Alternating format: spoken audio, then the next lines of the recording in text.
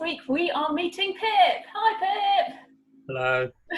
So Pip is a conductor of ordnance, which to you and me and most people essentially means a gun captain, and is in charge of firing some of those really big artillery pieces that you have seen hopefully on some of our Facebook and Instagram pictures.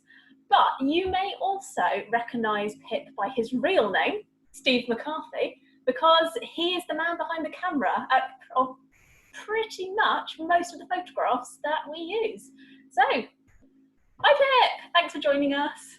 Hello. All right. Hi. Okay, so I do have a question for you though. Okay.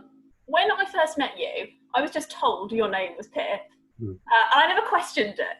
I didn't actually know your name was Steve until I've known you for about 3 years. So, what's the story with Pip? Well, I didn't know that it was that long that you didn't know my name. Wow. I never asked, so. No. Yeah, some old bloke called Pip. So when I joined, there was quite a lot of Steves already, and I was one of, I don't know, 4 or 5 different Steves. So we had to try and sort of differentiate me from the others somehow. So we had to look for a nickname, and I think I was George for a little while, and I think there was another George, so that got put to one side, and then I was Tarquin for a time. Brilliant. There were no other Tarquins, but I didn't like that name. And Pip came about.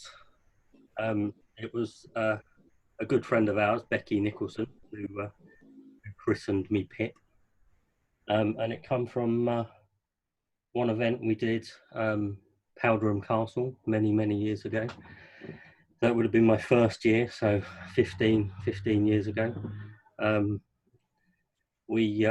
had a few to drink, and myself and Becky and my sister Cheryl, who you know, decided to do a bit of campfire hopping.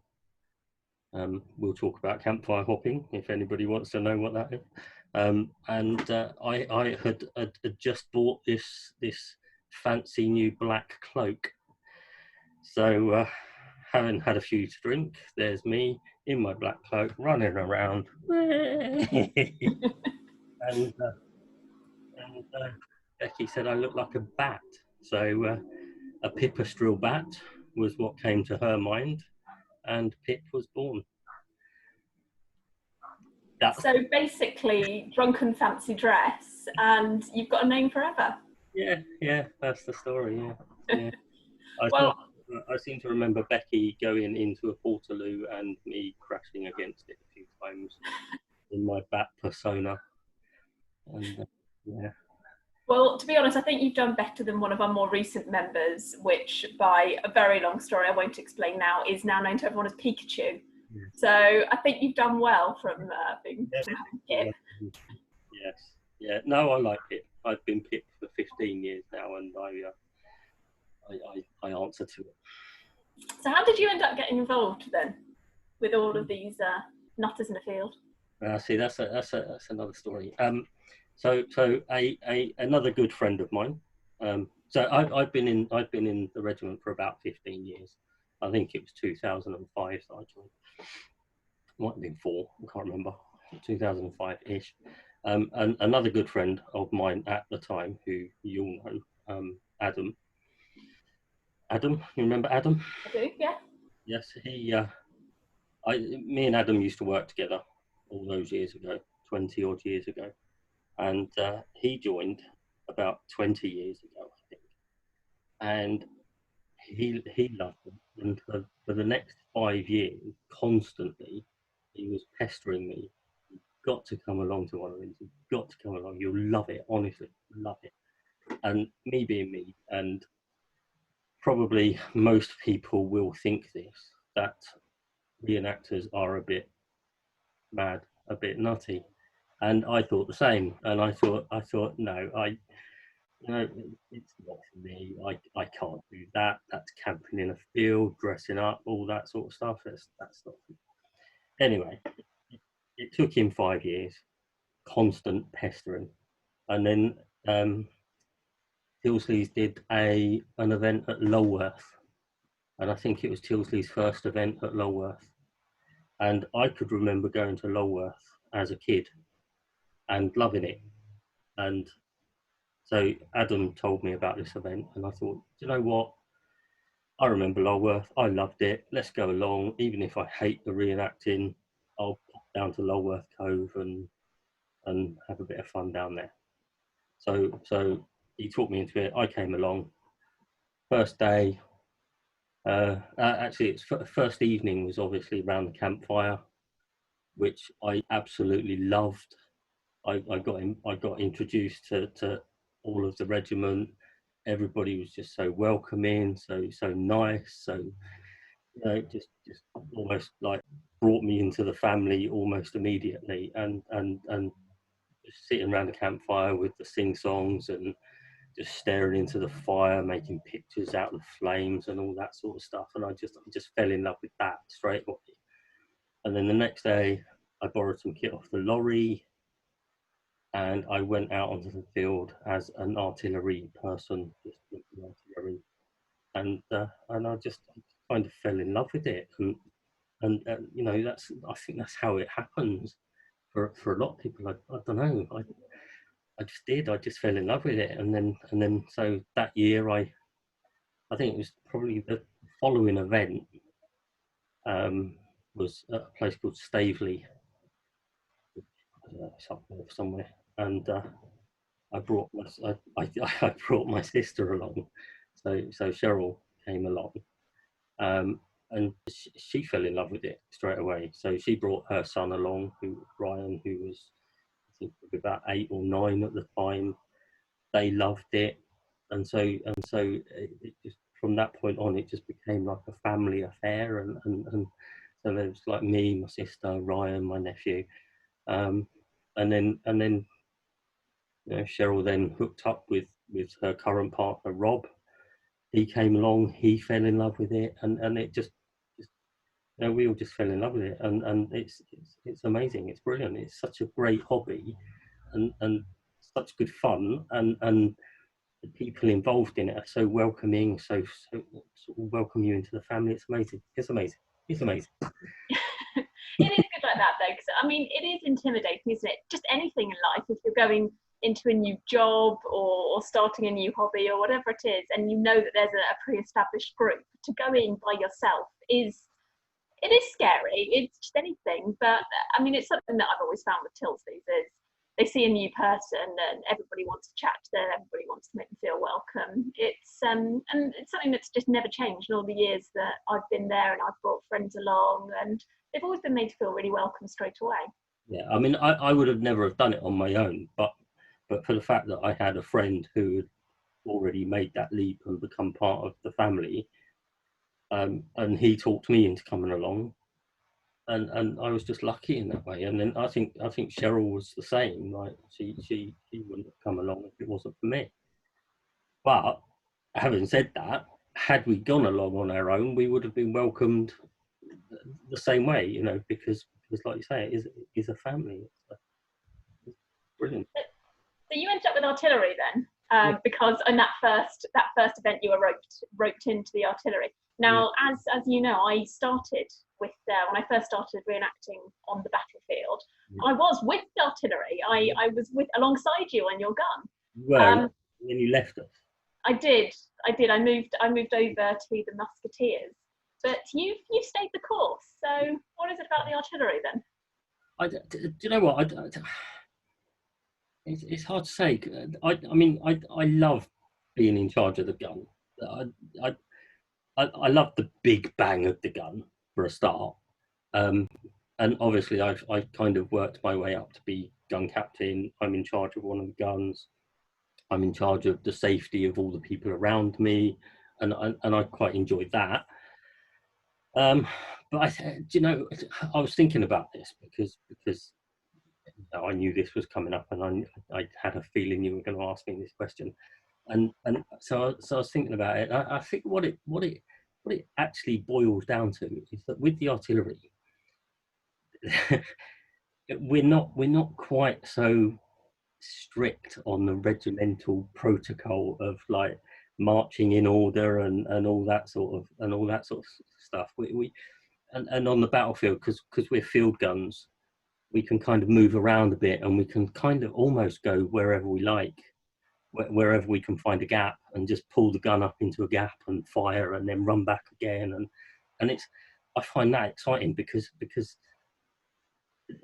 I don't know, we're just more relaxed as a group than like the musket or like where you have to march on in order, and we just sort of amble on as we feel like it. So what you're basically saying is you like the artillery because it's the lazy way out. Yeah. You just summed it up. Yeah.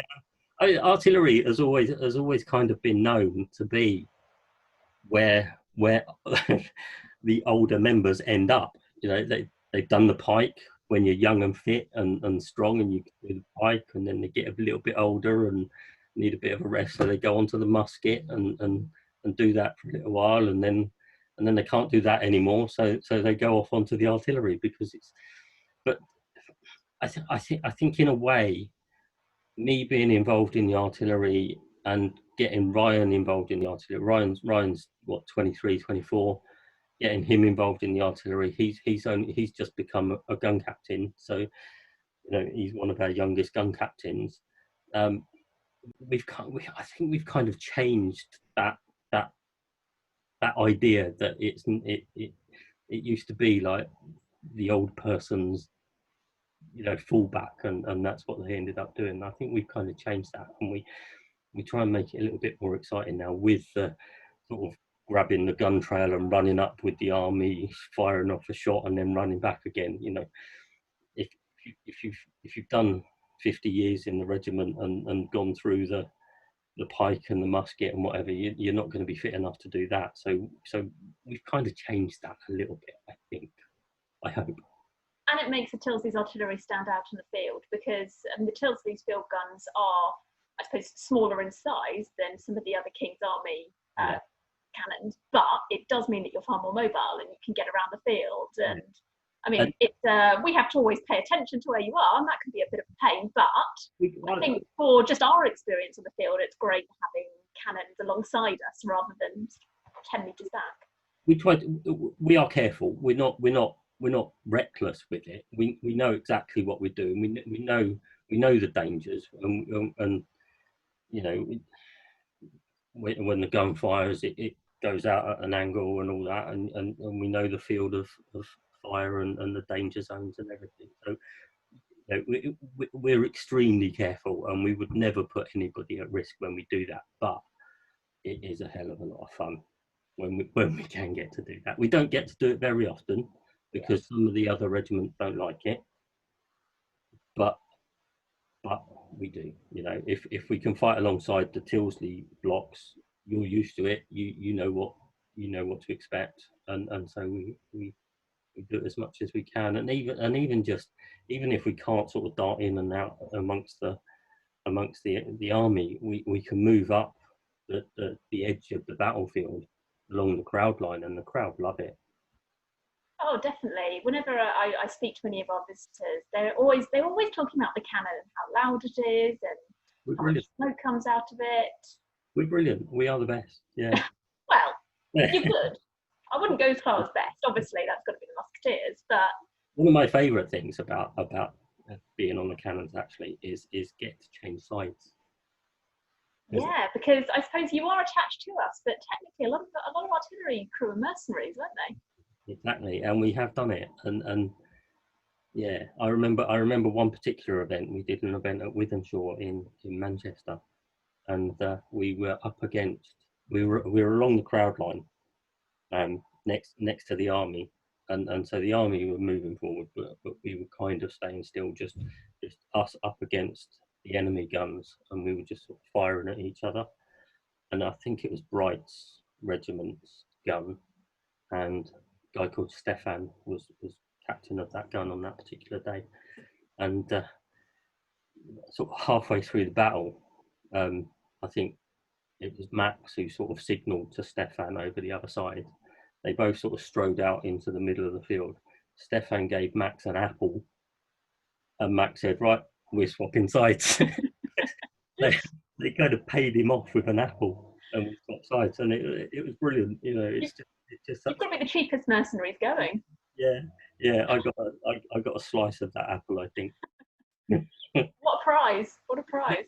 First apple to change sides, it's well worth it. I was starving. What would I do?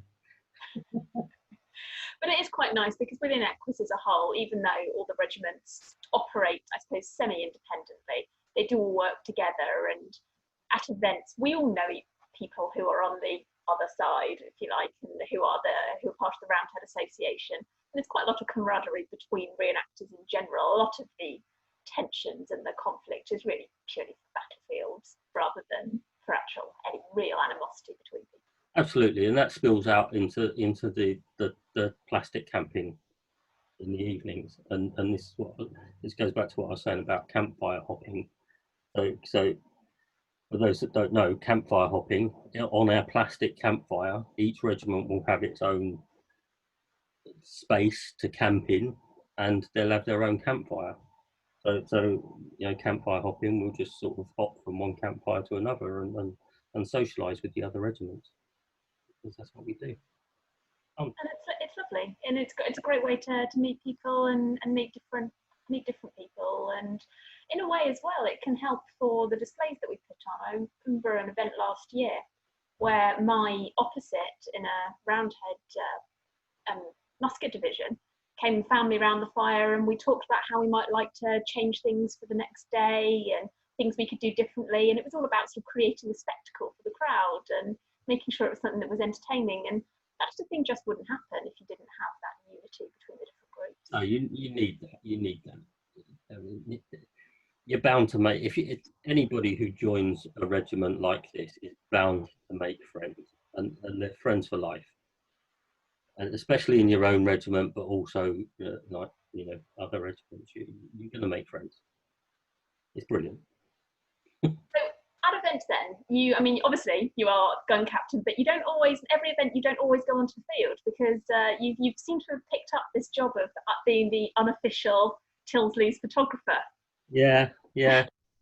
And I'm not the only one. You know, there are other photographers out there, and within our regiment, we've got Kira as well, who takes some great photos. But yeah, I mean, photography is kind of my passion. It's my hobby, my passion, and I'm trying to make a second business out of it. So yeah, it's just something I enjoy doing. And on the guns, you know, sometimes we go to a smaller event. We've got two field guns, so we've got three gun captains, two guns, and so there's always a spare gun captain.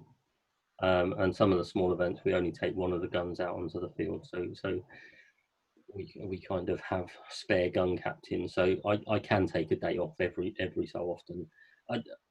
I love going to the events because I get to see my friends. I get to socialise with everybody, but I'm quite happy not to go onto the field and to take photographs of the action.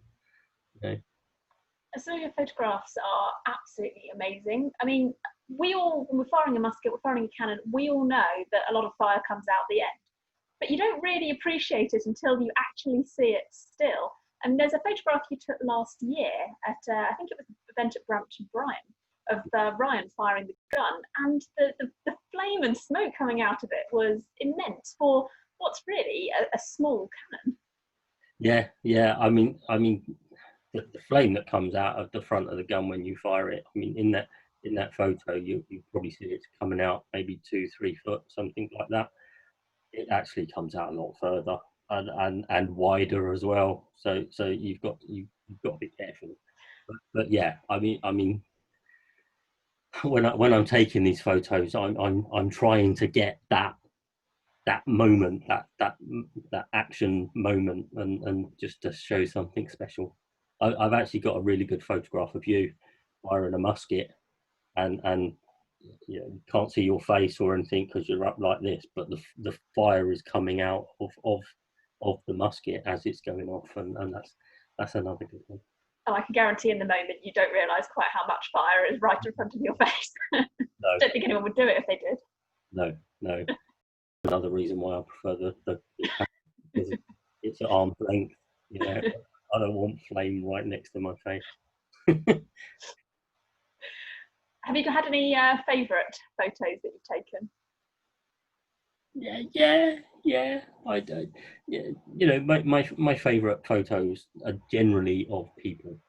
I take the action shots, and we've got the photograph of Ryan shooting the gun, and I like that because it shows the gun. So that's you know that's one of my favourites. But yeah, generally it's people. I try to capture a mood, an expression, or something like that. And, yeah. You've got some of the action ones as well. You've got a great one of Cheryl. She came out with a musket block on her very first event. So Cheryl, your sister, is part of the artillery crew, but I essentially stole her for an event, and she ended up in my musket division. Where, to Yeah, be honest, I think she had a great time, and she should probably stay. But enjoy it. She did enjoy it. Yeah, but you can see it all over her face. She's being taken prisoner, and she's grinning away like. that is the reason why I particularly like that photo because you know what we do. We're reenacting quite a serious thing. You know, a battle is quite a serious thing, and we kind of have to play the part of being serious because we're shooting at people. But that photo just shows the joy.